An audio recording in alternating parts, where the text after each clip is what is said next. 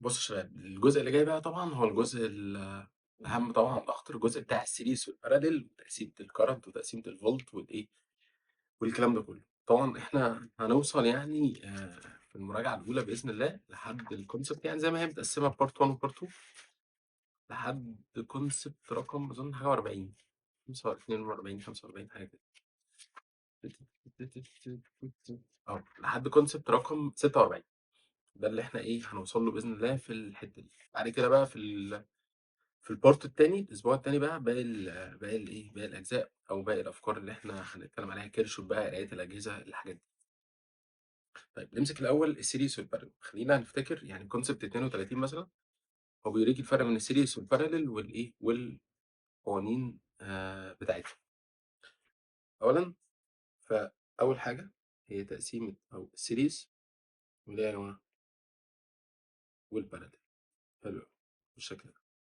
طيب السيريس بتتعمل ازاي؟ ان انت بيبقى عندك ريزيستنس كده، ده اختصارها R1 ومثلا معاك R2 ومعاك R3. طيب كان اللي بيميز السيريس ايه الطريقه بتاعته؟ ان دي نقطه بدايه الريزيستنس الاولى ودي نهايه الريزيستنس الاولى، ونهايه الاولى هي نفسها في ذات نفسها كده هي بدايه الثانيه، ونهايه الثانيه هي نفسها بدايه الثالثه، وهكذا. وكانوا الثلاثه او ايا كان عددهم بقى بياخدوا نفس الاي هنا لا تقسم، الاي سيم، فالاي في السيريس بتبقى سيم. طب ايه اللي كان بيتقسم عليهم؟ كان الفولت بيتقسم يعني ايه؟ يعني بيتعمل له بلس. طيب هو معنى ايه سيم؟ هنا مثلا ان الاي الاولى هي الاي الثانيه هي الاي الثالثه. يعني لو احنا سمينا مثلا الريزيستنس دي اي واحد، دي مثلا يبقى الكرنت بتاع دي اي 2، يبقى الكرنت بتاع دي اي 3، هما الثلاثه زي بعض. الفولت بيتقسم يعني ايه بقى؟ يعني لو انت عايز تجيب الفولت التوتال، لو هنا مثلا ده اسمه في 1 ودي في 2 ودي في 3، قال لك لا، عشان تجيب الفي توتال بقى اجمع في 1 بلس في 2 بلس في 3. دي بالنسبه للفولت، ده بالنسبه للاي. طب بالنسبه بقى للار ايكوفالنت، طبعا لو عايزين نجيب الار ايكوفالنت كل اللي هنعمله ان احنا هنجمعهم، هنجمع الار الاولى مع الار الثانيه مع الار الثالثه وهكذا. طيب لو عايزين بقى نجيب ار ايكوفالنت برضو بس لو هم ايكوال او سيم زي بعض، يعني نعمل واحده ملتبلاي عددهم، يعني مثلا تبقى ار ان ار، يعني انا بحب اقولها ار ان ارن. طيب ماذا لو كانوا بارلل بقى؟ التوصيله بتبقى عامله ازاي؟ طريقه البارلل مختلفه شويه كده بالشكل ده. ايه ماشي. هنا مثلا يا جماعه ار1 ار2 ار3، الكرنت اللي داخل بيتقسم عليهم، يعني مثلا الكرنت داخل كده بيبدا الكرنت هنا يلاقي قدامه كذا طريق، ادي الطريق الاول ادي الطريق الثاني ادي الطريق الثالث. الكرنت اللي داخل هنا مثلا اسمه اي 1 اي 2 اي 3، يبدا الكرنت بعد ما تقسم عليهم يتجمع في نقطه ويخرج تاني. فهنا الفولت بالنسبه لي هو اللي سيم. كان في البارل الفولت سيم، الفولت سيم يعني الفي الاولانيه كانت بتساوي الفي الثانيه كانت بتساوي الفي الثالثه وهكذا. مين اللي بيتقسم بقى؟ الاي بتتقسم. طب يعني ايه بتتقسم؟ يعني بتعمل لها بلس. يعني لو اللي داخل من هنا اسمه اي توتال، انا الاي توتال ده خلينا تبع هي الاي توتال عباره عن اي 1 زائد اي 2 زائد اي 3 وهكذا. طيب بالنسبه للار ايكوفالنت بقى، والله عشان نجيب الار ايكوفالنت يعني كان عندنا ممكن كذا شكل. عايز تجيب الار ايكوفالنت او ممكن نقول 1 على ار ايكوفالنت هي 1 على ار 1 بس 1 على ار 2 بس 1 على ار 3. بس انت بعد ما هتحسب ده كنت لازم تشقلب اللي هيطلع، يعني مثلا طلعت 1 على 10، طب انت دي كده 1 على ار ايكويفالنت 1 على 10. طب لو انت عايز الار ايكويفالنت هتضطر تشقلب دي، وطبعا تضطر تشقلب. طيب احنا بقى عايزين نجيب الار ايكويفالنت نفسها على طول مره واحده، قال لك بص عادي ممكن نعمل كده 1 على ار 1، يعني ممكن ناخد نفس الحسبه هي عادي بالشكل ده، ونعملها باور كام؟ ونعملها باور نيجاتيف 1 عشان ننجز. طيب طبعا الكلام ده لو كانوا سيم ريزيستورز بنعمل ار باي ان. طب في الباراليل بقى، في الباراليل ار ايكويفالنت قلنا نعمل ار على ان، واحده فيهم على عددهم، ده لو كانوا سيم ريزيستورز برضه بالشكل ده.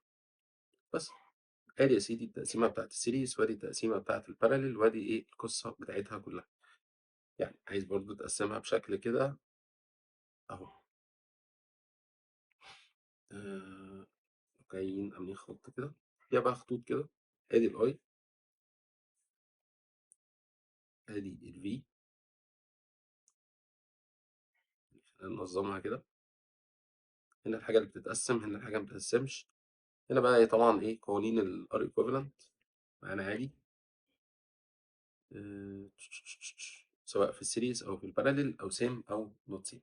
بس بس عندنا حاله سبيشال كده في الباراليل، ان انت لو عندك اتنين ريزيستورز متوصلين باراليل، اتنين بس متوصلين باراليل، طبعا كنا بنجيب الار ايكويفالنت بتاعتهم ازاي؟ بنعمل الملتبلاي على الصم، يعني نعمل ار1 باي ار2 على ار1 بلس ار2. طبعا دول لو كانوا اتنين بس باراليل، اتنين القانون ده ينفع مع اتنين بس. طيب قبل ما نحل برضه عايزين نأكد على حاجة، ايه يا جماعة؟ ان الار ايكويفالنت بتاعت السيريز بتطلع اكبر من اكبر واحدة، لكن الار ايكويفالنت بتاعت الباراليل بتطلع اصغر من اصغر واحدة. يعني ايه؟ في حالة السيريز طبعا دي الار ايكويفالنت في السيريز لما يبقى سيم، ودي في الباراليل.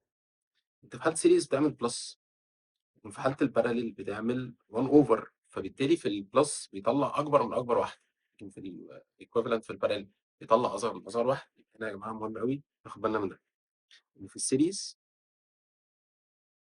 الار equivalent مالها greater than the greatest one، اكبر من اكبر واحد. لكن في الباراليل الار equivalent smaller than the smallest one بالشكل ده.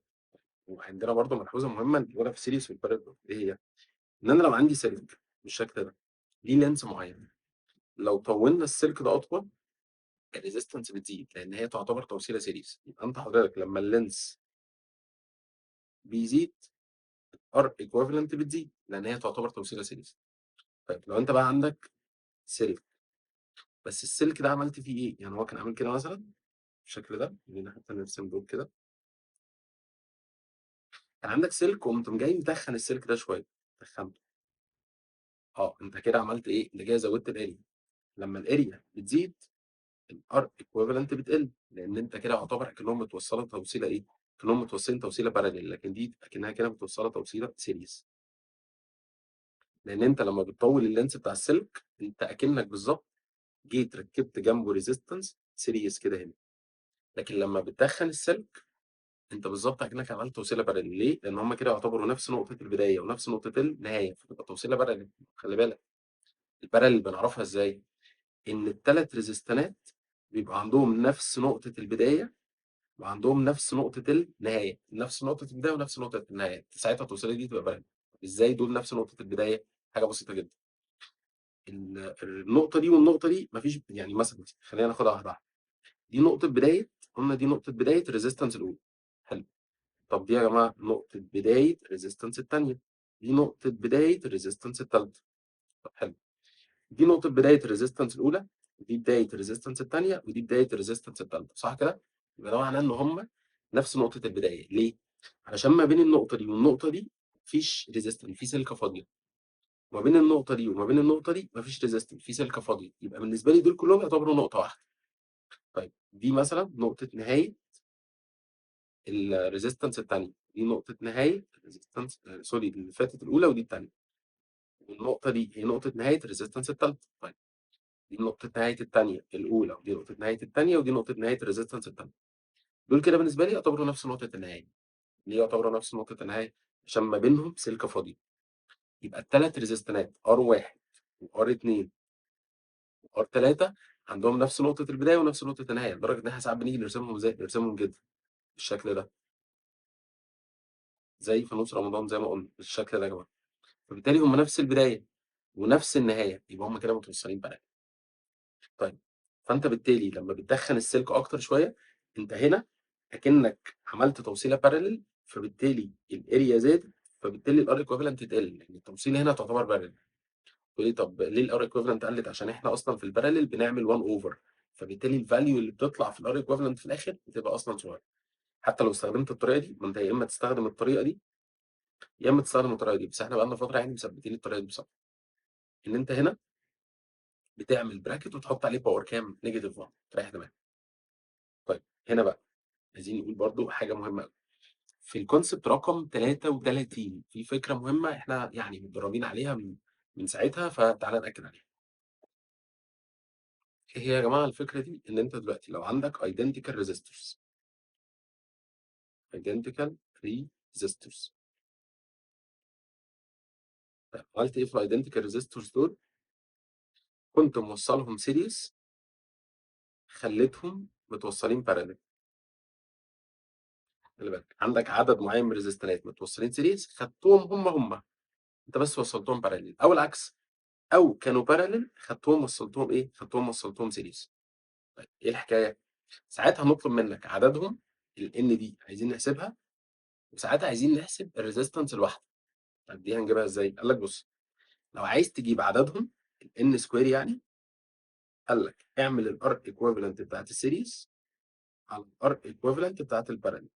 طب لو عايز تجيب واحده فيهم، اللي هي الار سكوير يعني كده، اعمل كده، تاخد الار ايكويفالنت بتاعت السيريز تعملها ملتبلاي الار ايكويفالنت بتاعت الباراليل بالشكل ده. او ممكن تذاكرها بالروت على طول، يعني فاهم؟ ممكن تشيل دي سكوير كده تحط روت هنا، تشيل سكوير دي تحط روت هنا.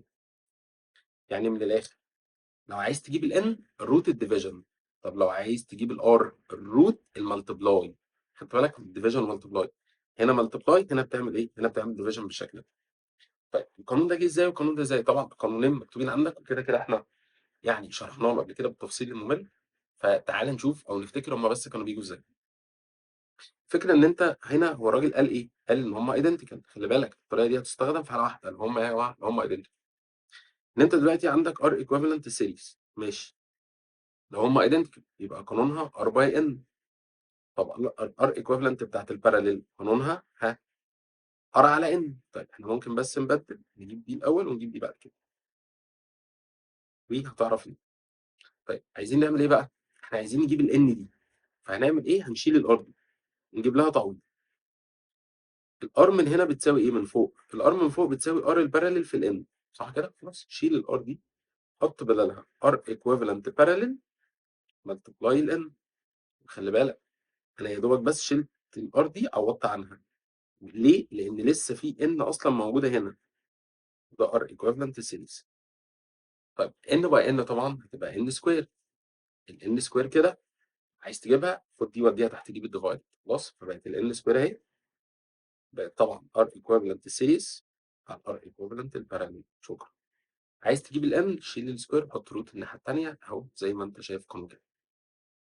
طيب هنا بقى ده جه ازاي؟ ده جه ببساطه ان انت دلوقتي كان عندك عدد معين من الريزستنات متوصلين سيريس وعدد معين من الريزستنات متوصلين باراليل. هو نفس العدد، هو نفس العدد وفي نفس الوقت نفس الفاليو بتاعت الريزستنس. طيب قال لك يعني العدد واحد ماشي. قول لي كده هو قانون الار ايكويفالنت بتاع السيريز بيجي ازاي؟ لو هما ايدنتيكال ار باي ان. طب الان من هنا نجيبها ازاي؟ دي ان السيريز، خلينا نقول كده هتبقى ار ايكويفالنت سيريز ان السيريز هتبقى عباره عن ار ايكويفالنت سيريز على مين؟ على ار. ماشي. طب الار ايكويفالنت بتاعت الباراليل، الار ايكويفالنت بتاعت الباراليل قانونها ار على ان. دي ان الباراليل. طب نجيب ازاي ان الباراليل؟ والله بدل دي مكان دي، هيبقى القانون ان الباراليل بتساوي ار على ار ايكويفالنت الباراليل. طب بما ان الان السيريس وان الباراليل اصلا زي بعض، طب ما تيجي نساويهم ببعض. ما تيجي نساوي الان السيريس بان الباراليل. طب هنعمل ده ازاي؟ يلا. اولا ان السيريز دي بتساوي ان الباراليل، ان دي اللي هي عددهم. انت عندك ثلاثه ريزستنات مثلا سيريز خليتهم باراليل، يعني هم مثلا ثلاثه متوصلين سيريز، خدنا الثلاثه وصلناهم باراليل بمنتهى البساطه. طيب هتيجي نساوي بقى دي تساوي دي بدي. طب هتساوي دي بده يبقى انت هتساوي اليمين باليمين الرايت بالرايت، يبقى كده ار ايكويفالنت سيريز على ار ايكوال ار على ار ايكويفالنت الباراليل. طيب نعمل ايه بقى يا جماعه؟ نعمل ملتبلاي يا باشا، كروس ملتبليكيشن ار باي ار تبقى ار سكوير ايكوال ده باي ده ار ايكويفالنت السيريز نضربها في ار ايكويفالنت من يا جماعه الباراليل. طبعا عايز تشيل السكوير حط روت الناحيه الثانيه اللي هو القانون اللي فوق. طبعا القوانين دي لو مقالي لازم تعمل ستيبس يا جماعه، لو مقالي لازم ستيبس، ما ينفعش تروح كاتب القانون ده على طول. طبعا القانون بتاعنا اللي هنشتغل بيه هو ده، وهو ده. أنت لو مكاني ما ينفعش ما تكتبش الsteps دي، لازم تورّيني الsteps يعني. طيب ماشي، نشوف بقى المسألة بتاعته اللي عليه.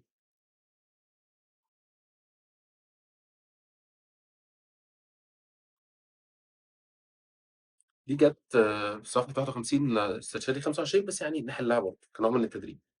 الراجل بيقول لي uniform wire ماشي، ماله الwire ده؟ الresistance بتاعته 120 ohm حلو.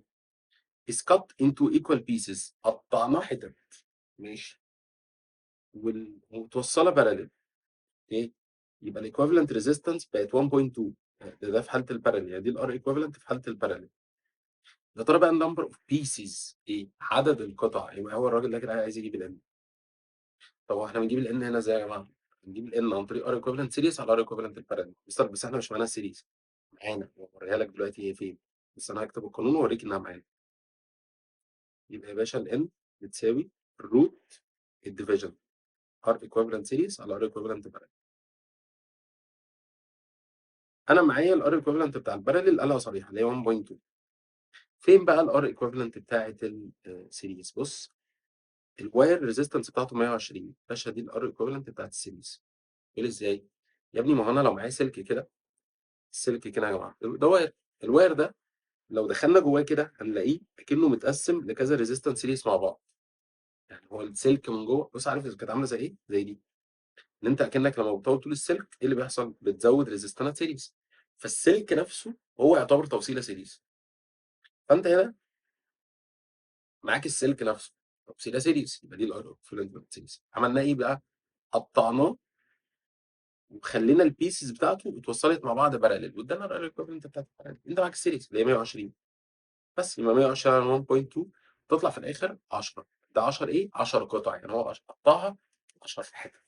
فكرة مهمة أوي.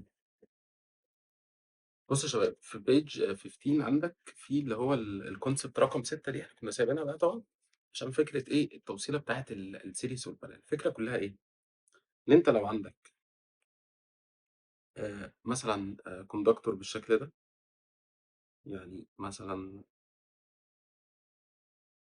مش عارف أعمل كده، كده. فالarea في المنطقة دي غير الarea في المنطقة دي، غير الarea في المنطقة دي أكيد، يعني واضح إن الarea بتاعتهم إيه، مختلفة. طيب عظيم. هل ده يفرق بالنسبة لي في الcurrent intensity؟ لأ طبعًا. يعني لو سمينا مثلًا الجزء ده A والجزء ده B والجزء ده C، الحقيقة إن IA بتساوي IB يا جماعة بتساوي IC. طبعًا، آه طبعًا. ليه؟ لإن هو دلوقتي أنت أكنك بس عندك توصيلة، يعني أكنك عندك كذا resistance أهو. الريزستانات دي متوصلة كده series والّا parallel؟ series لإن نهاية الأولى هي نفسها بداية التانية، ونهاية التانية هي بداية التالتة وهكذا. حلو. فأنا بالتالي أكنهم توصيلة series فبالتالي هم same I، الI بتاعتهم واحدة. اللي هو السؤال رقم أو في صفحة 15 طبعًا الإجابة بتاعته هتبقى عبيطة يعني إن الI same أصلًا في ال3 يعني لو دي 3 أمبير مثلًا، لو دي يا جماعة 3 أمبير يبقى هنا برضه كام؟ 3 أمبير يبقى في النُص 3 أمبير برضه، هي نفس الI لإن هم يعتبروا توصيلة series.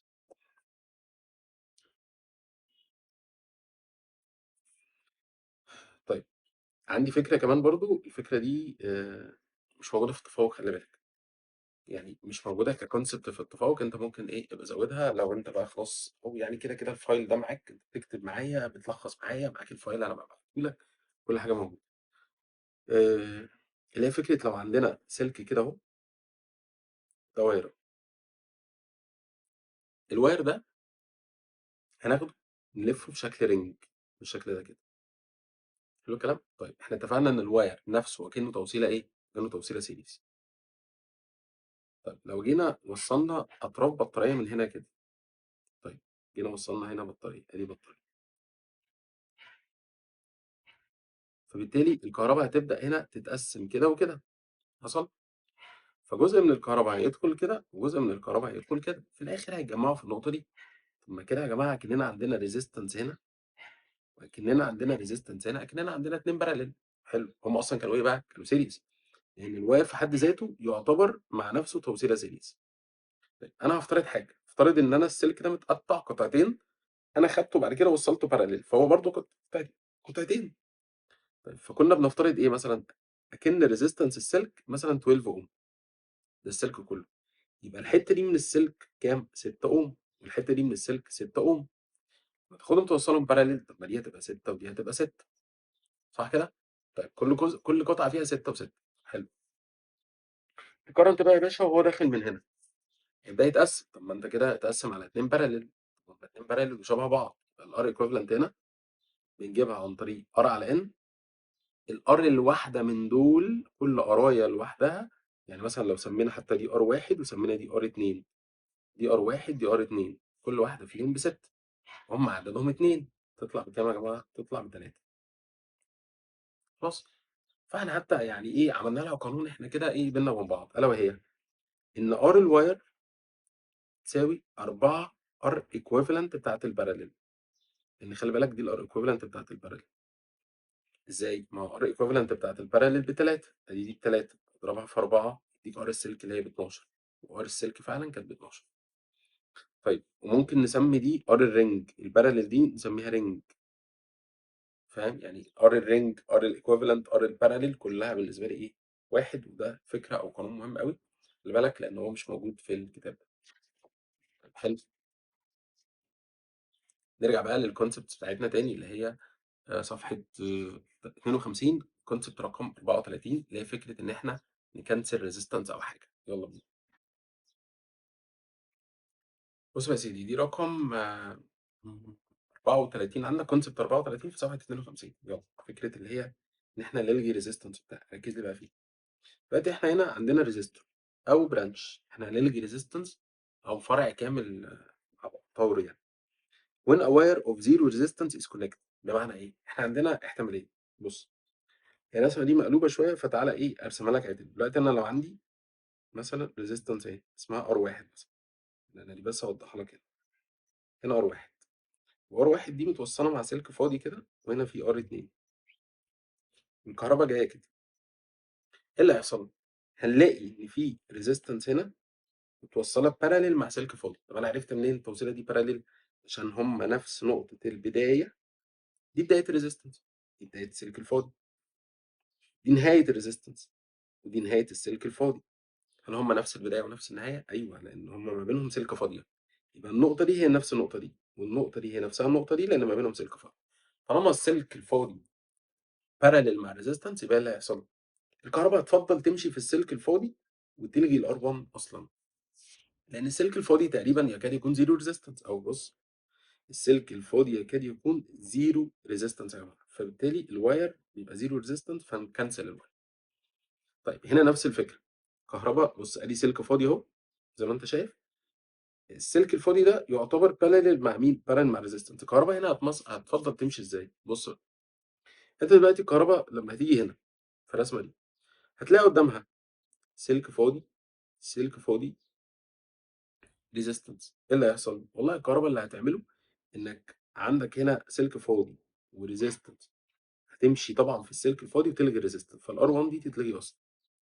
هتيجي هنا الكهربا، تلاقي برضه قدامها طريقين، resistance وسلك فاضي، إيه اللي يحصل؟ تلغي الresistance وتمشي في السلك الفاضي. تفضل يا جماعة الكهربا ماشية كده، كده، كده، وتيجي هنا، شكرًا، بمنتهى البساطة. طيب تعالَ هنا بقى، هنا في الرسمة دي هو عمل إيه؟ هو يعني قال يعني إيه، حط كذا resistance بقى، يعني حط لك هنا resistance ما هو R1، R1 وR2 وR3، وقام جاي حاطط معاهم سلك فاضي كده، والله هيحصل نفس الكلام. الكهربا هنا هتيجي هتلاقي قدامها طريق فيه 2 resistors وطريق سلك فاضي، طبعًا الاتنين دول هيتلغوا ويروح الكهربا للR3 على طول. طيب تعالَ نبُص على الرسمة دي، هتلاقي هنا برضه سلك فاضي parallel مع الفرع ده ومع الفرع ده، ليه؟ عشان هم نفس نقطة البداية ونفس نقطة النهاية. فالكهربا طبعًا هتفضل تمشي في السلك الفاضي وتلغي الفرع اللي فوق وتلغي الفرع اللي تحت. طيب دي نفس الكلام. الكهربا هنا هتيجي تلاقي قدامها فرعين، ادي فرع فيه سلك فاضي وفرع فيه resistors، هتلغي الاتنين دول وتمشي بس في السلك الفاضي. شكرًا، تعالَ نحل عليه. بُص بقى الconcept رقم 35، 35 صفحة 53، إيه الحكاية؟ قال لك بُص، عندي ideal ammeter connected in parallel with zero with resistor or whole branch. بُص يعني إيه ideal ammeter؟ ideal ammeter يعني يكاد يكون resistance الammeter ده almost zero. هو الاميتر بيتصنع بحيث ان مقاومته تبقى زيرو عشان ما ياثرش على شده الكهرباء اصلا. طيب فبالتالي قال لك الايدر اميتر has زيرو ريزيستنس اللي احنا قلناه canceling the resistor connected in parallel. بمعنى الكهرباء هنا هتيجي تلاقي قدامها طريقين، طريق فيه ريزيستنس وطريق فيه اميتر. طريق يا جماعه فيه ريزيستنس وطريق فيه اميتر. الريزيستنس الاميتر كانت تكون زيرو، يبقى يا باشا الكهرباء هتفضل تمشي في الاميتر وتلغي الريزيستنس دي اصلا. شكرا. تعالى هنا بقى، الفولت ميتر بقى هو الايدل يا جماعه. الفولت ميتر بقى العكس، يبقى الريزيستنس بتاعته عاليه جدا. دي حتى حاجه احنا عارفينها من زمان. طيب الريزيستنس بتاعت الفولتميتر عاليه قوي، فهو توصل سيريز مثلا مع ريزيستنس. طب ريزيستنس الفولتميتر يعني خلينا نقول نبالغ شويه ونكاد تكون انفينيتي، هنبالغ يعني، فاهم؟ فبالتالي الكهرباء لما تيجي هنا هتلاقي قدامها طريقين، طريق فيه ريزيستنس عاليه قوي قوي، فاهم؟ وطريق تقريبا الريزيستنس بتاعته صغيره، دي ريزيستنس صغيره. فالكهرباء هتعمل ايه؟ هتمشي في الريزيستنس صغيره وتلغي الفرع ده خالص، بما فيها الريزيستنس دي بما فيها الفولتميتر هو كمان. هنشوف سؤال عليه. بصوا يا جماعه، هنا دلوقتي انا عندي هنا the opposite figure represents part of circuit. تمام. the equivalent resistance the equivalent resistance between A و B is كام؟ الراجل عايز يجيب الايكوفالنت ريزيستنس ما بين A و B. واحده واحده. الراجل بيقول لي هنا ان انا عندي هنا يا جماعه ايديال اميتر، كاتب الراجل حتى عليه ان هو ايديال اميتر. طب ده ايديال اميتر ماشي، يعني الريزيستنس بتاعته تكاد تكون كام؟ تكاد تكون زيرو، فالكهرباء تحب تمشي في الحاجات دي. الكهرباء وهي ماشيه يقصد ايه باي وبي؟ يقصد ان ده البوزيتيف وده النيجاتيف. يمشي كده مع الكرنت، يجي هنا يبدا ايه؟ يلاقي طريقين 6 و3. طيب يبدا يتوزع على 6 و3. يجي هنا هلاقي قدامه ايه بقى؟ هلاقي قدامه الريزيستنس باراليل مع الاميتر. الاميتر يا جماعه ال5 اوم دي على فكره دي بتاعت دي. 5 اوم دي اللي هي هنا دي، بس ايه مرحله منهم شويه. طيب فعندك ريزيستنس باراليل مع اميتر، الكهرباء تفضل تمشي فين؟ اهو ريزيستنس باراليل مع اميتر. هنلغي ريزيستنس يا باشا، الاميتر ده يروح لاغي لك الريزيستنس دي خالص ولا كأنه اهو. فبالتالي هيفضل مين معانا؟ هيفضل ان الكهرباء تفضل تتجمع مع الستة والتلاتة كده هنا. تيجي هنا يا جماعه الكهرباء تروح للاميتر عادي جدا وبعد كده ترجع للنيجاتيف. يبقى انت عندك 6 و3 باراليل. لو عندك 2 باراليل عندنا قانون ليها، برودكت على الصم. يعني 6 و3 باراليل معروفه طبعا، بس ايه 3 باي 6 على 3 بلس 6. تعمل البرودكت على الصم بتاعهم يطلع كام في الاخر؟ يطلع 2 اوم اللي هي اجابه دي. بص يا سيدي، عندنا الكونسبت صفحه 54 رقم 36، كونسبت 36 اللي هي فكره ايه؟ ان الريزيستنس دي تتلغي، ان يبقى عندك ريزيستنس كده ما بين 5 ريزيستنات تلغيهم. بس خلي بالك الموضوع ده بقى يعني ايه حساس شويه ومحتاج تفصيله كده مهمه تاخد بالك منها، لان هو مش اي حاجه بتتلغي وخلاص. في الحاله دي بالذات انتوا للاسف بتروحوا مستعجلين ولاغيين. انا بقولها ازاي؟ بقولها بالطريقه دي. بص يا باشا، اولا الشرط ده انا ما عنديش مشكله معاه، اللي هو ايه؟ بيقول لك ان ار1 على ار2 تساوي ار3 على ار4. لو لقينا ار1 على ار2 بتساوي ار3 على ار4 الغي ار5. خلي بالك هي ممكن تبقى بطريقه ثانيه، ممكن تبقى ار1 على ار3 بتساوي ار2 على ار4 عادي يعني، برضه تمام.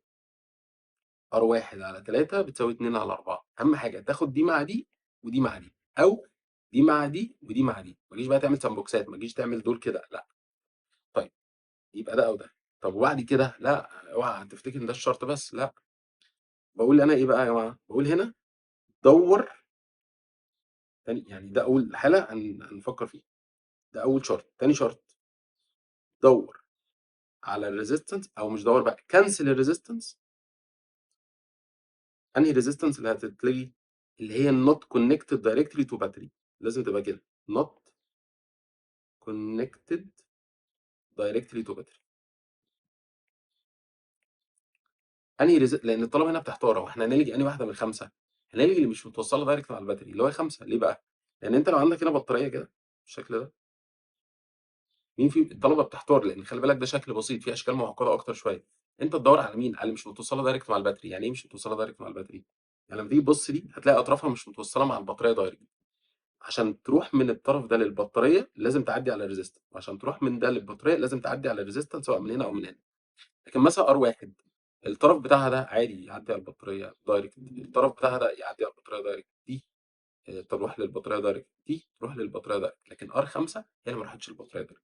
طيب كمان زياده احتياط، شرط ثالث نتحقق منه، ان يبقى الريزيستنس بتاعتنا اللي هتتكنسل دي، جرب وزع الكرنت وشوف هل في اتنين ممكن يبقوا عكس بعض ولا لا. يعني دي حتة كده إيه جهجهوني شوية نعملها، إزاي؟ إحنا هنيجي مع الcurrent كده، هنا، هييجي الcurrent هنا، عنده احتمال إنه يتقسّم كده وكده، وهنيجي هنا، الcurrent عنده احتمال إنه يتقسّم كده وكده، طيب الcurrent جاي كده، مع اللي جاي كده، مع اللي جاي من هنا، يرجع يتجمّع للنيجاتيف، طيب لقينا إيه؟ لقينا إن الحلوة دي الR5 دي فعلًا كان عندها احتمالية إن يبقى فيها 2 كهربا عكس بعض، الغيها، انسى والغيها وريّح دماغك خالص منها، شكرًا، يبقى الموضوع بسيط أوي ساعتها. ده الشرط اللي أنت أو الشروط اللي أنت محتاج تحقق منها، بس خلّي بالك نأكد على حاجة تانية، لو قُلنا مثلًا النقطة دي اسمها X والنقطة دي اسمها Y مثلًا، يعني دي X ودي Y، الresistance لو أطرافها اسمها X وY معنى إن الكهربا بتاعتها ب0، ده معناه إن الفولت بتاع X بيساوي أصلًا الفولت بتاع Y خلّي بالك، لإن الكهربا ما بتمشيش في resistance إمتى ما تمشيش في resistance لو كان النقطتين عندهم نفس الفولت، وساعتها هيبقى الpotential difference ما بينهم بكام؟ ما أنت لو اديت Y الناحية التانية بالminus يبقى فولت في X minus فولت Y بكام؟ ب0. مهم برضه تبقى عارف شوية الحاجات دي. طب تعالَ نشوف سؤال عليها. بُص يا سيدي، يعني مثلًا جايب لي رسمة زي دي، الراجل بيقول لي أنا عايز أجيب الequivalent resistance السؤال ده يا جماعة في page 54 خلاص؟ أنا عايز أجيب الequivalent resistance ما بين M وN.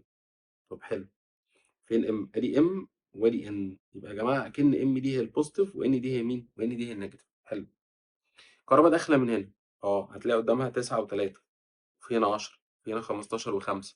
بُص لمّا تلاقي شكل كده فيه 5 ريزيستنات ابدأ شُك في موضوع الratio ده.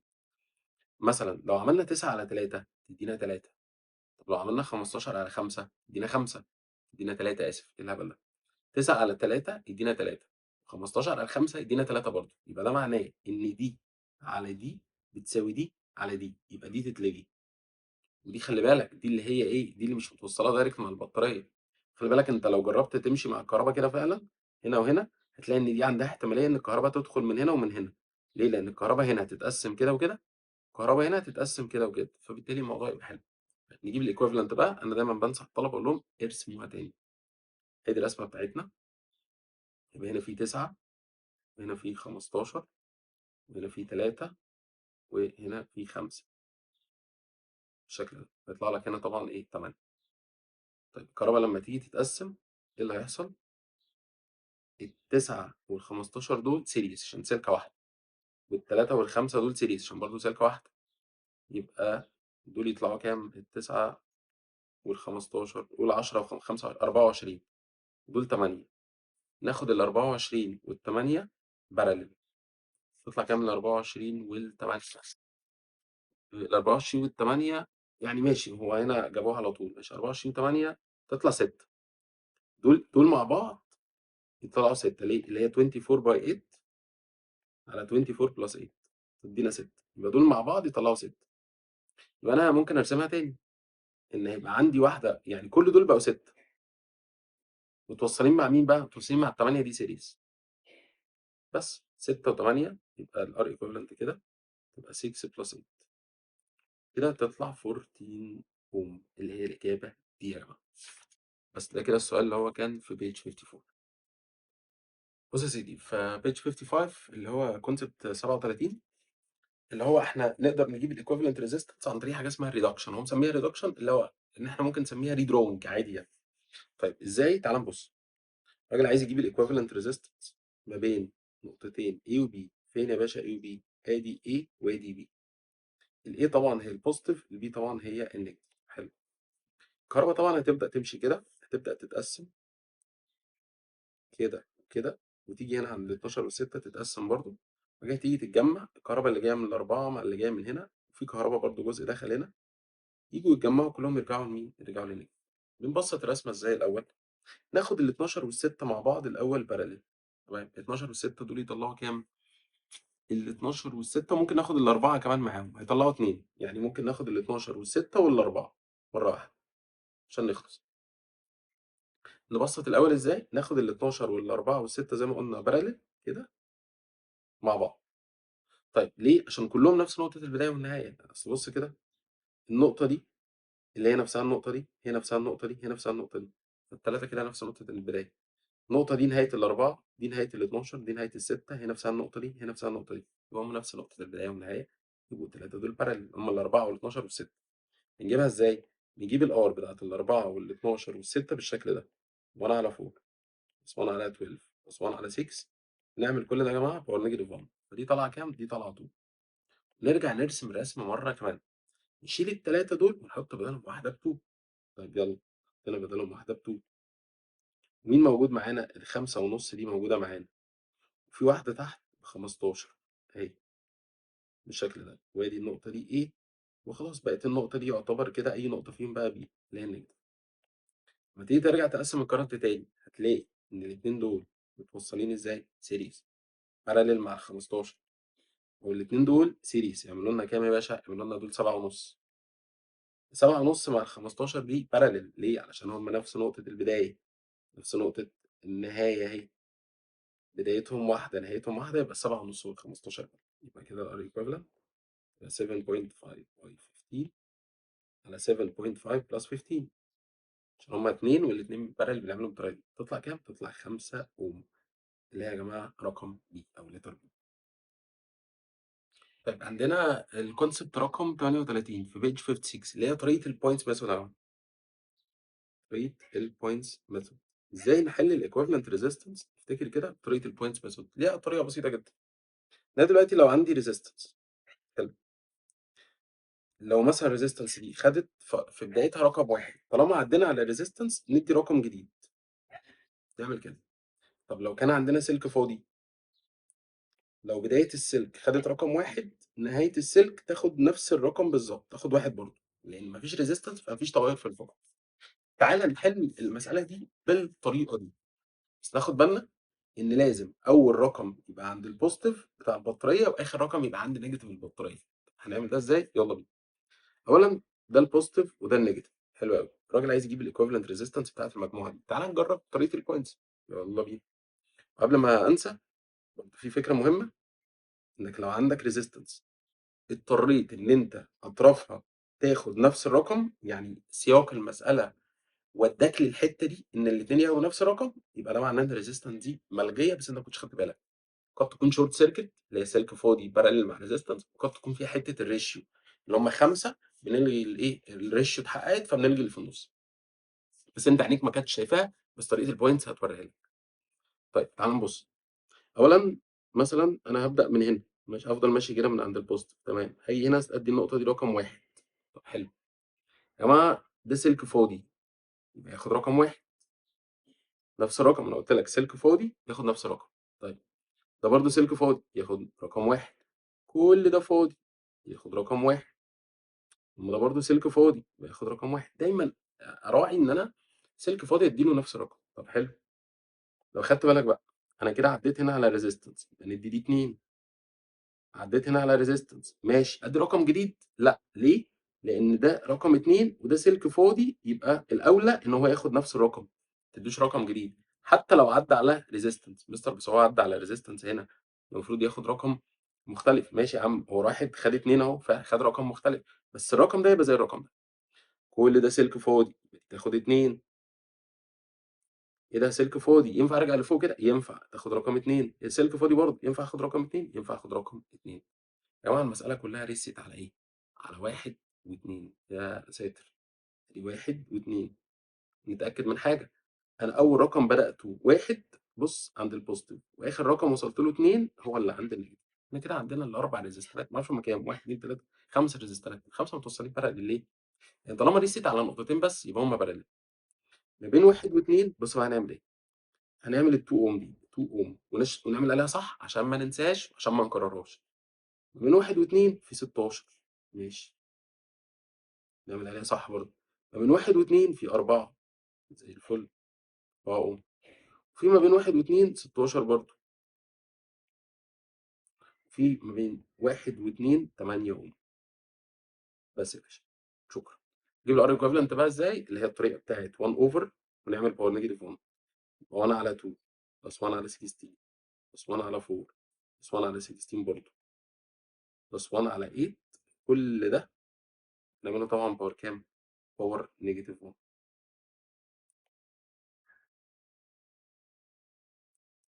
طلعت معانا كام دي؟ 1 أوم اللي هي في الآخر تطلع 1 أوم بعد كل ده. عندنا فكرة تانية اللي هي بقى لو أنا عندي switch والراجل طالب مني الequivalent resistance ما قبل الswitch وما بعد الswitch، يالّا بينا. بُص يا سيدي، استرشادي 25 نحلها عادي ما فيش مشكلة، اللي هي المسألة الموجودة على الحتّة دي. الحتّة دي مهمة أوي بقى، إيه هي؟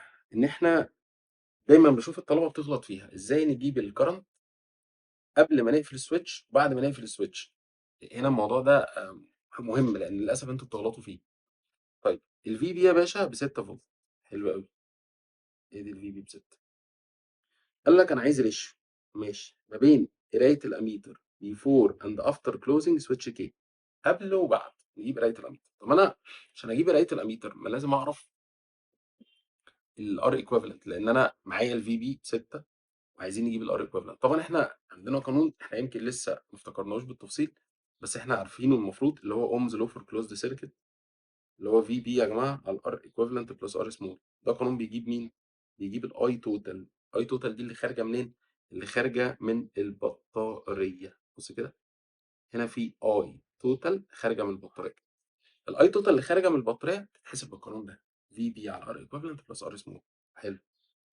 إحنا دلوقتي بقى عايزين نجيب الR equivalent الأول قبل الclose. يبقى تعالَ نجيب في حالة الopen الR equivalent الأول. يالّا بينا. في حالة الopen الجزء ده مش موجود أصلًا. فالكهربا هتمشي كده عادي، تمشي في ال3 وهتمشي في ال3 يبقى الR equivalent 3 و3 series تطلع 6. شكرًا. هات لي الI total بقى في حالة الopen. الI هتبقى بالقانون ده بقى اللي هو VB اللي هو ب6 الR equivalent يا جماعة 6 وطالما ما فيش R small مكتوبة على الرسمة يبقى ب0. تطلع كام طبعًا؟ تطلع في الآخر 1 أمبير. حلو. تعالَ بقى في حالة الclosed. يالّا يا باشا، عايزين نقفل الcircuit هيا بنا. عشان نقدر نقفل الcircuit يبقى الR equivalent هتكون بتساوي ساعتها طبعًا هنرجع بقى نشيل ده ونقفل الcircuit دي. ناخد بالنا بقى من حاجة، الأميتر في الحالة اللي فاتت كان بيقرا I total. هل بقى بعد ما قفلنا السويتش الأميتر ده بيقرا الأي توتال؟ لأ، ما بيقراش الأي توتال، بيقرا جزء من الأي توتال. هي دي بقى اللي أنت لازم تاخد بالك منها. طيب يبقى في حالة الأوبن ده قراية الأميتر طلع هو الأي توتال أصلًا. تعالَ نجيب الار equivalent بقى. طبعًا الكهربا هتيجي كده دول parallel 2 parallel و و2 شبه بعض يبقى R على N. الR الواحدة ب3 وهُم 2 يبقى دول 1.5 مع ال3 دي يعملوا لنا 4.5 يبقى الR equivalent هنا ب4.5 أوم. شكرًا. هات لي الأي توتال الأول، الأول هات الأي توتال. الVB ب6 والequivalent ب4.5 محسوبة عندنا 6 على 4.5 دي طلعت 4 على 3. طيب تطلع 4 على 3 أمبير. حلو. 4 على 3 أمبير. ال4 على 3 أمبير دي مين؟ الI total. تبدأ بقى تتقسم على ال3 أوم دي وعلى ال3 أوم دي، يبقى نعملها على 2. يبقى قراية الأميتر يا باشا هنا في حالة الclosed هناخد ال4 على 3 دي نقسمها على 2. طلعت كام؟ 2 على 3. 2 على 3. بس 2 على 3 أمبير. هات لي بقى ريشيو يالّا. الI في حالة الopen والI في حالة الclosed. في حالة الopen طالعة 1 ودي 2 على 3 تحت لتحت يطلع فوق يا جماعة فتطلع 3 على 2 طبعًا من غير unit لأن كده هُم نفس الunit يبقى 3 على 2 اللي هي أول واحدة في الاختيار. طبعًا دي من الحاجات المسائل اللي أنتم بتلخبطوا فيها كتير، إن أنت بتفتكر إن الأميتر في الحالتين هو الI total. لا هو مش I total في الحالتين. بُص يا باشا في page 58 الconcept رقم 40 اللي هو فكرة إيه؟ إن أنا يبقى عندي 2 فولتميترز وإحنا عاملين إيه بقى؟ نقارنهم ببعض الاتنين، عاملين نقارن ال2 فولتميترز دول ببعض. طب يالّا بينا. أولًا Vx أو V1 على V2 بيقول لك إن هي 5 على 2 يعني هو تعالَ نفترض إن V1 ب5 وV2 ب2 يعني ده ب5 وده ب2. أنا بقى عايز أجيب Rx على Ry فهي فكرة كده حلوة إن أنا أقارن قراية الفولتميترز بالريزيستنات. نعملها إزاي؟ يالّا. أولًا واضح إن دي Rx ودي واضح إنها برضه Rx ودي RY بقى، يبقى الاتنين دول زي بعض في الcurrent وزي بعض في الresistance صح كده؟ حلو. وأنت عندك الV1 دي بتقرا مين؟ الV1 دي بقى بتقرا كله، بتقرا الليلة كلها. طب V2 بتقرا مين؟ باشا الV2 دي بتقرا RY. بُص كده واحدة واحدة. V1 على V2 بتقرا إيه V1؟ V1 بتقرا الI اللي داخلة كلها اللي هي الI دي في الايكويفالنت ريزيستنس كلها بتاعت الليله دي. طب الايكويفالنت ريزيستنس هنا عباره عن ايه؟ الاثنين دول متوصلين باراليل، يبقى ار اكس على 2، يبقى ار اكس على 2 بلس هنا بلس الار واي، يبقى بلس الار واي زي الفل. طب الفي 2 بقى بتقرا ايه؟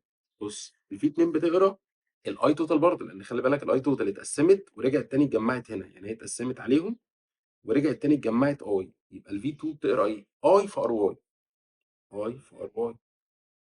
حلو.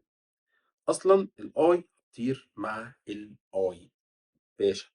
طب ما احنا يا جماعه معانا في 1 على في 2 يا باشا، ما في 1 على في 2 ب 5 على 2، يبقى هنا ار اكس على 2 بلس ار واي، وهنا ار واي كروس مالتيبيكيشن نجيب اللي احنا عايزينه. يلا بينا. هنا كده هتبقى 5 ار واي، 5 ار واي تساوي 2 ملتبلاي ار اكس على 2 بلس ار واي. اللي هيحصل يا جماعه ال 2 دي هتيجي هنا بالديفايد تبقى 5 على 2 ار واي، بعد كده اودي لي الار واي دي بالماينس، يبقى 5 على 2 ار واي ماينس ار واي يساوي ار اكس على 2. طيب هنا بقى 5 على 2 دي يعني 2 ونص، ودي 1، 2 ونص ناقص 1 يبقى 1 ونص، يبقى 1 ونص ار واي بيساوي ار اكس على 2. طيب هنعمل ايه؟ كل اللي هنعمله ودي لي ال 2 دي بالباي هنا مع الواحد ونص يبقى 3، يبقى 3 ار واي بيساوي ار اكس.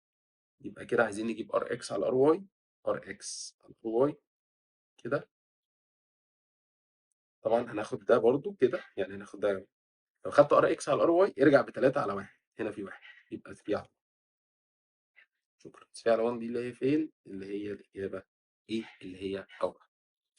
انا مش مركز قوي في الطريقه اللي الكتاب حلها بيها، يعني انا شايف ان الطريقه دي مناسبه بالنسبه لي، وان شاء الله تبقى مناسبه بالنسبه لك برضه، يعني مش مركز دلوقتي قوي هو حلها ازاي، بس هو واضح ان هو طلع شويه بطريقه مختلفه عنها. انا شايف الطريقه دي حلوه في الحل. انت كل اللي تعمله بتجيب قرايه الفولتميتر بتاع كل واحد، عوض احسب كروس مالتيبليكيشناتك، عيش حياتك، هتلاقي الموضوع سهل قوي. بصوا يا شباب، دلوقتي عندنا بقى في السؤال رقم 59 او صفحه 59، عندنا فكره ان انا هيبقى عندي سلك، السلك ده بالفه مثلا بشكل معين، شكل سكوير ريكتانجل ايا كان او ترينجل، واوصله ببطاريه، ويطلب مني ايه؟ يقول لي وصل البطاريه دي بحيث ان انا يبقى عندي lowest equivalent resistance، اقل equivalent resistance، او يقول لي ايه؟ هات لي highest equivalent resistance. طيب بص يا سيدي، كفكره دي كونسبت 41 على فكره. لو انت عايز الايكويفالنت ريزيستنس قليله، وصل البطاريه، وصل البطاريه بالشورتست سايد، باصغر واحد. ليه نوصل البطاريه باصغر سايد؟ لان اصغر سايد هيبقى اصغر سايد في اللينس، واللينس دايركت مع ريزيستنس، يبقى ده اصغر ريزيستنس، فبالتالي الايكويفالنت كلها هتطلع صغيره. عن تجربه، عن تجربه هتطلع. طيب لو انت عايز تجيب الار ايكويفالنت تبقى عاليه، قال لك وصل البطاريه، وصل البطاريه باللونجست سايد. ليه؟ عشان اطول سايد هيبقى هو اكبر واحد في الريزيستنس منهم كلهم، فبالتالي الايكويفالنت كلها هتطلع كبيره. تعال نجرب. هنشوف السؤال ده في استرشادي 25. حلو. انا في بعض الاسئله في السرشادي سايبها، لان كده كده زي ما قلت لك هنبقى بنحل الامتحان على بعضه، بس في حاجات هو مساله واحده عليها او اتنين فنحلهم، يعني مش مشكله، نبقى في الامتحان الاسترشادي هيتحلوا تاني برضه. قال لك يونيفورم كابر واير، ماشي، is bent into rectangle K مش عارف M Y X Y كده، whose length twice الويدث، اللينس اطول من الويدث دبل، يعني مثلا لو ده 2 يبقى ده 1، ويبقى ده 2 ويبقى ده 1 برضه. طيب يا ترى بقى السورس must be connected between مين؟ to obtain maximum equivalent resistance. يا جماعه انا عايز الار equivalent تبقى اعلى حاجه. بص بقى، المقصود ايه باطول سايد؟ هو مش لازم ده يبقى هو ده يبقى اسمه سايد، لا على فكره ده ممكن يبقى اسمه سايد عادي كده، كده بجد. ايوه، ما هو ده كده يعتبر بالنسبه لي هعتبره سايد واحد. ليه؟ لان انت توصل البطاريه مثلا، يعني بص انسى كده خالص، وصل البطاريه بكي بام واي، يعني لو جينا وصلنا بطاريه هنا بام واي كده، كده ده يعتبر سايد واحد صح؟ كام؟ 3. وده يعتبر بقى سايد تاني برضه بثلاثه، فهو ده السايد. السايد بالنسبه لي مش لازم يبقى كده، مش لازم ده كده بالنسبه لي يبقى هو السايد، لا ده ممكن يبقى سايد على بعضه، او ده كده سايد على بعضه عادي. طيب تعال نشوف الاختيارات، قال لك ام كي. فين ام كي دي يا جماعه؟ ام كي يعني انا هوصل البطاريه هنا يا شباب كده بده. طيب فبالتالي ده كده سايد واحد. واحد. السايد الباقي كام؟ السايد الباقي خلي بالك، ما ده بالنسبه لي هعتبره سايد واحد بقى خلاص. ايه ده، يعني انا هتعامل مع ريكتانجل اكنه تو سايدز؟ هنعمل كده مش اربعه. لو انت جيت وصلت البطاريه هنا كده يبقى ده كده سايد، وده السايد التاني، والنقطتين دول اصلا مش موجودين خلاص، مفيش بطاريه هنا. طب السايد ده بواحد والسايد التاني على بعضه كام؟ السايد التاني على بعضه بخمسه. لا انا عايز البطاريه تبقى اطول سايد، انت كده موصلها بواحد اصلا غلط. كي واي، فين كي واي؟ ادي كي واي اهو. تعالى نوصل البطاريه هنا. انت كده موصل البطاريه بالسايد ده اللي هو كام؟ اللي هو 2. طب الباقي يعتبر سايد واحد. السايد الواحد باقي باربعه، لا يبقى كده 2 دي مش اطول واحده. اكس واي، فين اكس واي دي؟ اكس واي هنا اهو. نوصل البطاريه هنا. انت لما توصل البطاريه كده باكس واي، السايد كده 1 سنتي، يعني يبقى اعتبرنا 1 سنتي. اما كده الباقي كله يعتبر سايد واحد بخمسه، لا كده برضو مش هتوصل باطول واحد. كي اكس، انت الامل فيك بقى. فين كي اكس ده؟ ادي كي اكس يا باشا. قال لك انا هنوصل البطاريه بكي اكس. تعالى نحط البطاريه كده هنا. طيب انسى بقى ام خالص، انسى واي خالص. كده انا اصبح معايا البطاريه متوصله بمين؟ بسايد اسمه، او السايد ده كده. السايد ده كده بكام يا جماعه؟ السايد ده كده على بعضه بثلاثه. تمام؟ ما هو الباقي بثلاثه. خلاص، ما انا ما عنديش اوبشن تاني، يعني هو ده اللي انا اقدر اعمله، ان انا اعمل كده. هو ده الاوبشن، لان ده يعتبر اطول سايد انا حصلت عليه. يبقى ثلاثه طبعا. يبقى كيو اكس هي المتاحه بالنسبه لي. طيب بالنسبه يا شباب للكونسبت رقم 42، هو هنا بيتكلم على فكره الفولت ان هو يبقى متساوي. فكره كمان الكرنت ديفايدر، يعني ان انا اساوي الفولتين ببعض وكده. طيب تعالى نشوف الحته دي. يعني الفولتج والكرنت ديفايدر، ده نسميها كده تقسيم الكرنت ديفايدر. فين؟ في الباراليل. يلا بينا. اولا لو انا عندي 2 ريزيستورز كده مثلا، 2 متوصلين باراليل، يعني هو حتى لعبها على 2 ار واحد وار 2 كده، الاثنين متوصلين باراليل. طبعا بما انهم باراليل فالفولت بتاعهم بالنسبه لي سيم، فانا هساوي الفولت الاولى بفولت الثانيه. والفولت اصلا قانونه اي في ار، فدي بالنسبه لي تبقى اي واحد مع ار واحد، ودي بالنسبه لي اي 2 مع ار 2. يبقى دي يا جماعه اي واحد ار واحد، ودي كده اي 2 ار 2. شكرا جدا. طيب اللي بعده، ان احنا ممكن نقول ان الفي واحد بيساوي في 2. طب ما نعملها جنبها بتساوي في ايكويفالنت. ايه في ايكويفالنت دي؟ يعني الفولت بتاع دي بيساوي الفولت بتاع دي بيساوي الفولت اللي هيطلع. ايه ده ازاي يعني؟ هفهمك دلوقتي. تعالى مثلا لو احنا جينا بسطنا الرسمه دي وخلينا الاثنين الباراليل دول واحده بس، يعني بقوا كده يا جماعه ار ايكويفالنت.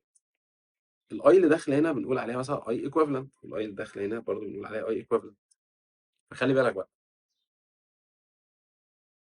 الفولت او الفولت بتاع البرانش ده هيطلع رقم، هو نفس الفولت بتاع البرانش ده، هو نفس الفولت بتاع البرانش ده. الثلاثه هيدونا نفس الفولت بجد، لان ده اصلا جاي منهم، فبالتالي هيدينا نفس الفولت. بالحسابات طلع معانا كده زي ما اثبتناها حتى بالظبط، ان ده هو ده هو ده، هم زي بعض في ايه؟ في الفولت. فلو انت جيت سميت لي مثلا دي في واحد، الفرع ده كده مثلا سميته لي في واحد، سميت لي الفرع ده مثلا في 2، يبقى الفرع ده يا جماعه هو في ايكويفالنت. فبالتالي في واحد بيساوي في 2 بيساوي في ايكويفالنت. طب الفي ايكويفالنت قانونها ايه؟ اي ايكويفالنت في ار ايكويفالنت. ده طبيعي. الفي ايكويفالنت دي اي ايكويفالنت في ار ايكويفالنت، والفي واحد اي واحد في ار واحد، وهكذا. انت بقى في المساله ممكن تساوي الثلاثه ببعض، تساوي الاثنين دول ببعض، تساوي دي بدي، تساوي الاولى بالاخيره، على حسب بقى الحاجات اللي هو عايزها. ده بالنسبه لطريقه طريقه الفولت، يعني انا شايف ان احنا عملناها بطريقه احسن شويه. طيب في شويه قوانين للاي فاكس مالهاش لازمه، مش محتاج احفظها، انا هساوي الفولت بتاعهم وخلاص. طيب ماذا بقى في حته الكرنت ديفايدر بتاعتنا؟ بص يا سيدي، قال لك ايه بقى؟ اقول لك بقى قال لك ايه. لو عندك اتنين باراليل، لو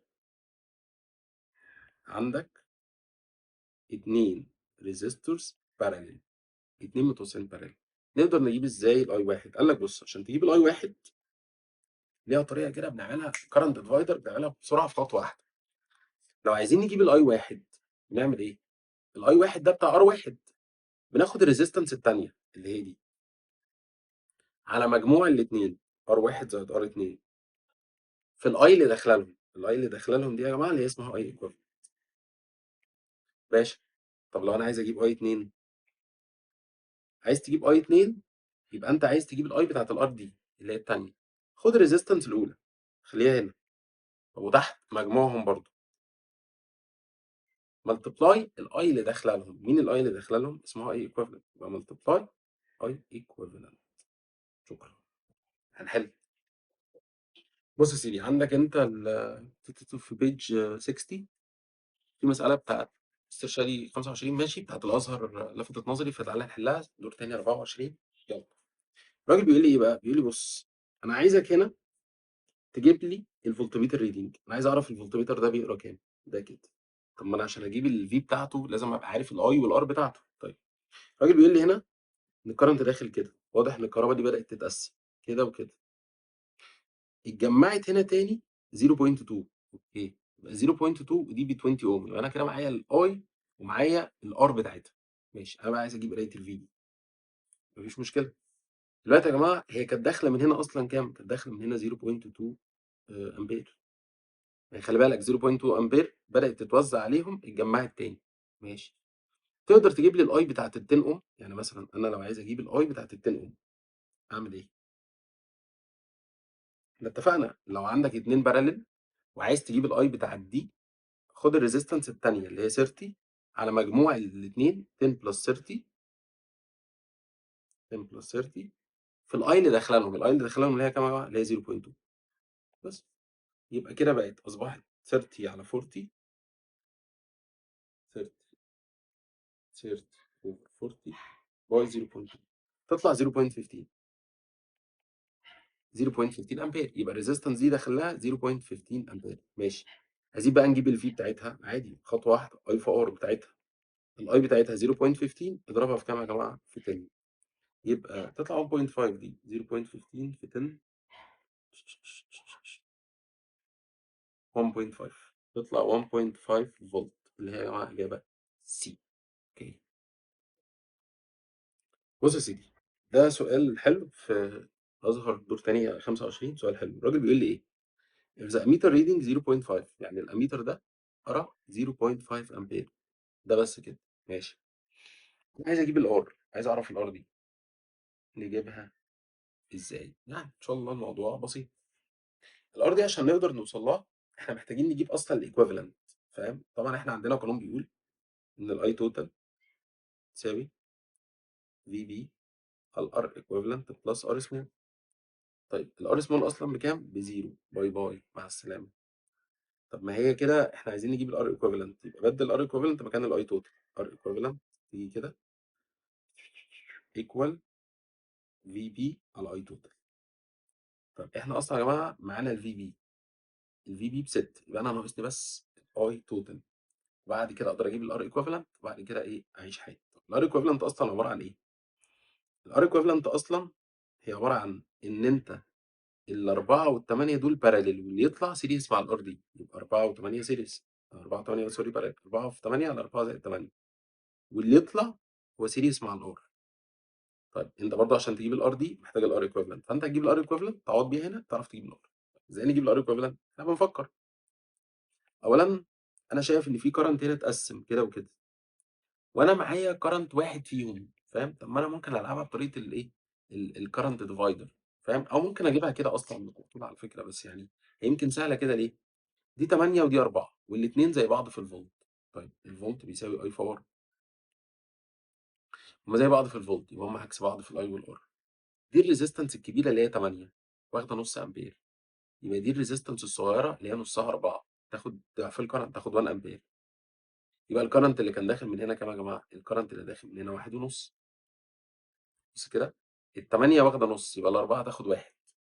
طيب نعمل إيه بقى علشان نعملها بطريقة تانية مثلا؟ لأن هي سهلة هنا بصراحة، كانت 8 و4 فسهلة. نعملها بطريقة كارنت ديفايدر.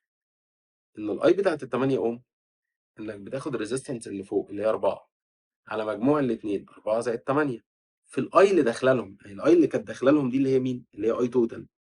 مثلا أنت بتعمل إيه؟ بجيب الأي توتال بطريقة تانية. طيب اللي هي طريقة الكارنت ديفايدر دي معانا أصلا. الأي بتاعت ال 8 أوم بنص، ودي بقت 4 على 12 في الاي توتال. 100% الاي توتال دي يا جماعه هتطلع بكام؟ هتطلع 1.5 برضه زي ما انا جبتها، بس انا يمكن في الاول جبتها بايه؟ بعيني على طول بسرعه. طيب الاي توتال بواحد ونص كده، يبقى كده واحد ونص. 6 على واحد ونص، 6 على واحد ونص دي هنطلعها 4 اوم. حلو، يبقى دي 4 اللي هي الار ايكوفالنت طلع معانا ب 4. خلاص، تبقى 4 باي 8 تبقى 48 على 12 بلس الار. عيش حياتك هتطلع الار. طلعت معانا المفروض 4 على 3 اوم. بس 4 على 3 اللي هي اجابه سي. بس سؤال حلو لطيف سهل في فكره. شكرا. بص يا سيدي، عندنا سؤال حلو في بيج 62 اللي هو تيست يور سيلف. الراجل هنا بيقول لي ايه؟ بيقول لي بص، الفولتميتر ده بيقرا 4 فولت. ماشي، اوكي. لما السويتش بقى نقفله، نقفل السويتش ده، الفولتميتر ده هيقرا كام؟ طيب الموضوع ان شاء الله بسيط. فكره ببساطه ان انت الاول هتجيب الكرنت هنا قبل ما نقفل السويتش. طيب ده 4 فولت وده 2 اوم، 4 على 2 2 امبير، يبقى الكرنت اللي كان جاي هنا 2 امبير. حلو الكلام. طيب هو اصلا ازاي في كهرباء يا جماعه والسويتش ده مفتوح؟ ممكن انت تكون بتسال نفسك السؤال ده، لان الكهرباء ماشيه كده، تيجي في الجزء ده كده وراجع عادي للنيجاتيف عادي، ما فيهاش مشكله خالص. طيب لما هنقفل السويتش ده بقى اكيد الريزيستنس هتتغير، بس انا لازم اجيب ريزيستنس الحته دي الاول عشان لما اقفل السويتش ابقى عارف اقدر اجيب الاثنين مع بعض. طب اجيب الحته دي الاول ازاي؟ تعال نسمي دي ار واحد مثلا، الحته دي كده. بص الجزء ده كده. طب احنا عندنا قانون بتاع اوم بيقول ان التوتال بتساوي في بي على الار ايكوفالنت بلس ايه؟ ار سمول. طيب الاي توتال معانا ب 2 والفي بي ب 6 والار ايكوفالنت اللي هي ار واحد ومفيش ار صغيره، يبقى الار صغيره دي بزيرو، يبقى بلس دي. شكرا. بدل دي مكان دي، تطلع ان الار واحد ب 3 اوم. حلو، يبقى احنا كده جبنا ار واحد اللي هي ب 3 اوم. لما تيجي تقفل السويتش ده تبقى الحته دي برضو ب 3. ليه؟ ما هو واضح كده ان ده لوب دايره، فانت هنا قاسمها نصين بالظبط، فكل واحد يبقى زي التاني في الريزستنس. طيب نعمل ايه بقى؟ لازم نرجع نجيب الاي تاني. الاي دي هتتغير، ال 2 امبير دي هتتغير، مش وال 4 فولت دي هتتغير، لان الاي هتتغير لان الار ايكويفالنت هتتغير، فاحنا لازم نجيب الار ايكويفالنت. طبعا الثلاثه دي والثلاثه دي متوصلين باراليل، يبقى 3 على 2 1 ونص اللي هي ار على ان. 1 ونص مع الاثنين دي سيريز يبقى 2 ونص. انا كده معايا الار ايكويفالنت، يبقى نجيب الاي بقى الجديده في حاله السويتش مقفول، تبقى برضه في بي على ار ايكويفالنت بلس ار سمول. الفي بي ب 6 والار ايكويفالنت قلنا 3 و3 عاملين 1 ونص مع 2 2 ونص. 6 على 2 ونص تبقى كام دي؟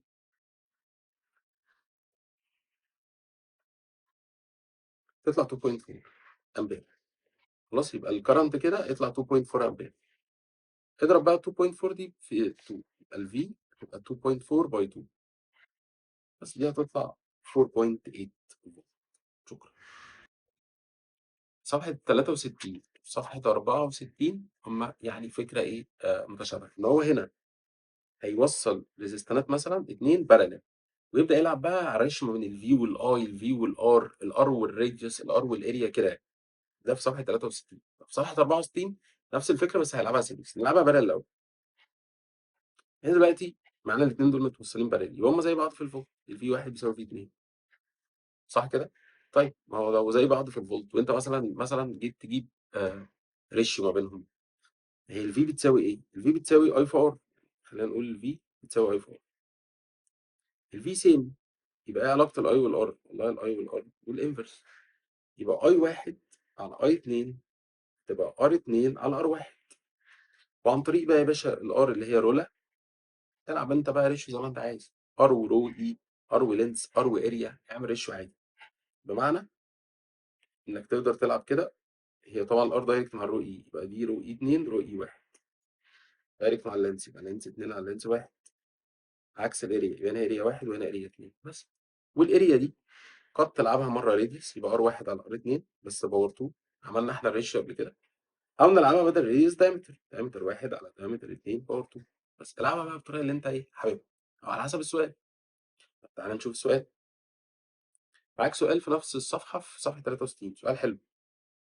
تو وايرز A و B سيم ماتيريال، يبقى سيم ريسيستنس، معمولين من نفس اللينس، ماشي، موصلين زي ما انت شايف كده. ودي الريشيو بتاعت الراديال. الراجل عايز يجيب قرايه الاميتر هتبقى كام؟ طيب بص كده، الاميتر ده طبعا ال 2.8 دي الاي توتال. في كرنت دخل هنا وفي كرنت دخل هنا. معانا البطارية ب15 ومعانا الRLA الصغير. طيب إحنا ممكن نعمل حاجة، ممكن بما إن إحنا معانا ال2.8 دي ومعانا الVB اللي هي ال15، نبدأ نربط ما بين الريزيستنات دي اللي هي A وB ونلعبها بالcurrent divider برضه. أقول لك إزاي هنلعبها بالcurrent divider. هنلعبها بطريقة حلوة أوي. إن الI اللي داخل لإيه اللي هو بتاعة الأميتر، إحنا بنعمل إيه؟ بيبقى عندنا 2 parallel، بناخد الريزيستنس التانية اللي هي RB على مجموع الاتنين، في الI اللي داخله لهم اللي هي 2.8 بس. أنت عايز تجيب دي أصلًا، حلو؟ يبقى دي 2.8 زي ما هي. هات لي بقى العلاقة ما بين RA وRB بالريشيو وعوض هنا. طيب إيه العلاقة؟ ما هما الاتنين parallel وزي بعض في الفولت، زي بعض في الفولت. يبقى طالما زي بعض في الفولت يا جماعة، يبقى هما مختلفين في إيه بس؟ في الI والR. طب ما تعالَ نلعب ريشيو الR وسيبك من الI أصلًا. إيه الحكاية؟ إن RA على RB، يا جماعة الR بتساوي رولة، وقال لك same material وsame length، يبقى العبها مع الاريا، العبها مع الراديوس. يبقى RA على RB تبقى RB على RA كلها باور 2. هو أصلًا مدينا RB على RA جاهزة أهو، باور 2 RA على RB. طب ما دي كده هتطلع 1 على 4. شكرًا. كده بقى، يبقى يلا، يبقى كده الRB بتساوي 4 RA. فإحنا ممكن نشيل RB نخليها 4 RA ونخلي RA دي زي ما هي، ونشيل RB دي برضه نخليها 4 RA. طبعًا هتطير دي مع دي مع دي، هنا هيفضل 1. فأصبح عندك هنا 4 فوق وتحت 1 + 4 باي 2.8. وتعوض مع الحسابات هتطلع دي 2.24 أمبير. 2 اللي هي أول واحدة. دي في الباراليل. تعال نشوفها في السيريز بقى. في السيريز عندك هتلاقيها بيج 64 اللي هو كونسبت رقم 45. في مسألة وراها بتاعة 2025 هنبقى نحلها، ونبقى نحل التيست يور سيلف بقى إيه، شكله سؤال حلو يعني. في السيريز يا جماعة الR1 والR2 متوصلين سيريز كده، وده قانون الR. طيب هو لو جينا نجيب V1 على V2 هتبقى عبارة عن I1 في R1 على I2 في R2 وطاير الآيات. طب الR اعمل لها ريشيو برضه عادي. منين؟ من ال3 حاجات دول. باشا اديها ريشيو بتاعتك العادية خالص. شكرًا. شوف سؤالها. إحنا ليه طيرنا الI طبعًا عشان هم سيريز متوصلين سيريز يبقى سيريز. ده سؤال حلو. الراجل بيقول لي إيه؟ بيقول لي بُص which of the following figures مش عارف موصلينها ما بين X وY بحيث يحصل إيه بقى؟ تبقى V1 twice V2 وعايز يا جماعة V1 تكون بتساوي twice V2. حلو. وقال لي إن الأسلاك كلها معمولة من مين؟ من الكبر. ماشي. تعالَ بقى نشوف الحكاية دي. واضح إن هنلعب على اللينس وعلى الراديوس. طيب V1 بتساوي V2 دي قانونها I1 في R1، دي قانونها I2 في R2 بس في 2 هنا موجودة. كده. طبعًا I2 وI1 هيطيروا مع بعض. طب ما تيجي نجيب كده R1 على R2، R1 على R2 تبقى 2 على 1 عشان هنا في 1. يبقى R1 على R2 هتبقى 2 على 1. طيب ما الR قانونها رولة. الريسيستيفيتي أصلًا ثابتة، هو قال same material أو هو كبر يعني. اللينس والاريا بقى مختلفين، يبقى أنت هتلعب على اللينس والاريا، بس هتلعبها على اللينس والراديوس بقى. يبقى كده R1 على R2 هيبقى L1 على L2. يعني بُص خلينا نكتبها حتى تحت أو نكتبها هنا. L1 على L2 في R2 على R1 سكوير. شكرًا. كده أنت عايز 2 على 1 دي تطلع الL1 اللي في الرسمة L، R1 اللي في الرسمة R، باور 2. أنا بقى كده المفروض أوصل لL2 وR2 ونجرب بقى، نقعد نجرب. هتضبط على مين؟ هتضبط على C على فكرة. ليه؟ لما تيجي تضبط على C هتعوض ب2L، بالL2 دي هتخليها 2L والR2 2R، دي هتطير مع دي. ف2 باور 2 تبقى 4 يا جماعة، والL هتطير مع الL تبقى 1 على 2. ما هو 4 باي 1 على 2 تطلع على فكرة 2 على 1، يبقى هي مضبوطة. يبقى فعلًا إحنا اخترنا الL والR مضبوطين. جرب عوض بيه بالباقي مش هتضبط، هتضبط على كونسبت 46. أنا إيه مضبط كده الحتة دي بتاعة الباور، اللي إحنا نربط إزاي ما بين الباور في حالة السيريز بالبلدي عادي.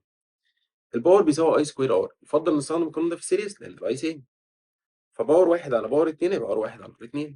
هنا بقى في الباراليل يا باشا والله بُص في الparallel باور الparallel نستخدم أحسن V square على R عشان الفولت في الparallel same فيبقى الباور والR عكس بعض، يبقى باور واحد معاها R2 وباور 2 معاها R1 زي الفل. أمّا نيجي هنا بقى السؤال ده، الراجل بيقول لي باقول لك إيه، عندي لمبتين واحدة اسمها X والتانية اسمها Y ماشي يا عم X وY الpotential difference بتاعهم 200 فولت، يعني كل واحدة فيهم بتشتغل ب200 فولت، يبقى نكتب عليها 200 فولت ودي 200 فولت. طب وإيه كمان؟ قال لك لمبة X 120 واط، 120 واط، لمبة Y 40 واط، تمام. هو بيقول لي إن هم operate at potential difference كذا، هل هم متوصلين parallel أو لأ؟ هو ما قالهاش صريحة، يعني ممكن يكونوا متوصلين بشكل منفصل كل لمبة بذاتها، ممكن يكونوا يبقوا متوصلين parallel، هو الراجل ما وضحش الحتة دي، بس بعد كده بيقول لي إيه؟ أنا اللمبتين دول عايز أوصلهم سيريز بقى. طب هم كانوا متوصلين بشكل منفصل والّا مع بعض؟ ما نعرفش، بس هو عايز يوصّلهم series. هات لي الratio بتاعة الpower بتاعهم لمّا يتوصّلوا series. طيب ما هو في حالة الseries هنجيب الpower مثلًا نشتغل بأنهي قانون يُفضّل الI square R عشان هم في I same يبقى لو عايز تجيب power X على power Y هتبقى RX على RY عشان هم direct. طيب إحنا بقى محتاجين نجيب دي أصلًا. طب ما هو الراجل بيساوي الفولت بتاعهم ببعض، يعني هو الاتنين بيشتغلوا بنفس الفولت بشكل منفصل أو parallel ما أعرفش. خلاص يبقى نلعب على القانون بقى ده. إن الباور بيساوي في سكوير على ار الفولت سيم هو اللي قال إن الفولت بتاعهم أصلًا سيم وأصلًا مديني الباور بتاع كل واحدة فيهم تمام، ده لو كانوا بشكل منفصل أو parallel ما نعرفش برضه. إيه علاقة الباور والار؟ عكس بعض خلاص يبقى كده باور إكس لأ أنا عايز الار بقى أنا هالعبها بالار ار إكس على ار واي يبقى باور واي على باور إكس باور واي يا جماعة على باور إكس. طيب باور واي والله باور واي 40 باور إكس 120 دي هتطير مع دي تبقى divided 4 بقى تطلع 1 على 3 ايه دي؟ ار اكس على ار واي ب 1 على 3 خلاص يبقى ار اكس على ار واي ب 1 على 3 وكده كده الريزيستنس ريتش بتاعتها ثابته ايا كانت طريقه التوصيل تبقى 1 على 3 كده يا جماعه يبقى طبقا للكتاب بتاع كونسبت وابلكيشن احنا خلصنا بارت 1 فيه نزل على 3 فيديوهات بس عادي مفيش مشكله هي مش بعدد الفيديوهات هي الفكره كلها ان ده كده محتوى الاسبوع الاول اللي انت المفروض تكون بتشوفه قبل ما تيجي السنتر هتيجي السنتر هتعمل إيه؟ طب قبل ما تيجي السنتر واحد يقول لي طب أنا أحل حاجة في البيت، حل عايز تحل حل أي حاجة معاك عايز تحل فيها حل فيها مش فارق معايا تحل فين. هل تكتفي بالشرح والحل اللي إحنا عملناه ده بس؟ تمام، طب عايز تحل أنت وعندك وقت حل برضه، حل في المعاصر، حل في أي كتاب معاك. طيب هتيجي السنتر هيبقى معانا البوكلت بتاعتنا هنحل فيها، وهيبقى معانا المعاصر برضه هنحل فيه. طيب بعد ما نحل ونأكد بقى في السنتر ونقعد نحل عشان عايزين حصة السنتر تبقى معظمها حل. طيب ده الأحسن وطبعًا أنتم برضه عايزين كده أنا فاهم. لمّا تروّح البيت فاضل حاجة في الbooklet بتاعتنا هتحلها، فاضل حاجة في المعاصر هتحلها، وغالبًا هيبقى فاضل في المعاصر بالذات، طيب هتحلها، طب وبعد كده هيبقى فاضل معاك بقى الtask بتاعة الامتحانات يا معلم، معاك كل أسبوع تحل 6 امتحانات على بال ال8 أسابيع أو 9 أسابيع بتوعنا، إن شاء الله هنكون خلّصنا أكتر من 50 امتحان بإذن الله. كويس؟ أشوفكم على خير، باي.